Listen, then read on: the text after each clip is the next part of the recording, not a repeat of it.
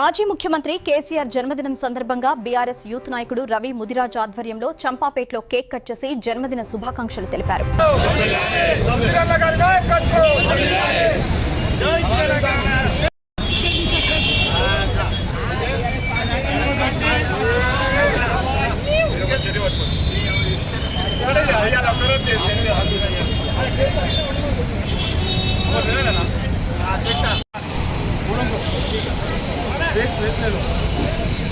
జాతిపిత కేసీఆర్ గారికి 72వ జన్మదిన శుభాకాంక్షలు.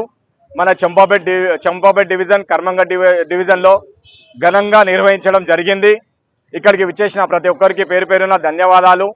ఇవాళ మన తెలంగాణ ప్రస్తుత ముఖ్యమంత్రి రేవంత్ రెడ్డి గారు కేసీఆర్ గారిని తెలంగాణ జాతిపిత కాదు అంటున్నారు. దానికి నేను ఒక చిన్న గతంలో జరిగిన కొన్ని విషయాలు చెప్పబోతున్నా.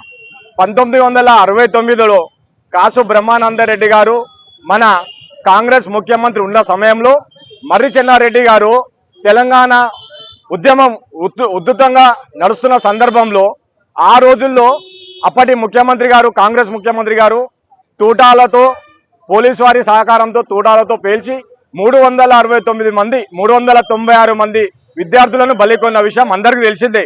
ఈరోజు కొత్తగా తెలంగాణ ఉద్యమం రాలేదు. 1969 నుంచి తెలంగాణ ఉద్యమం నడుస్తుంది.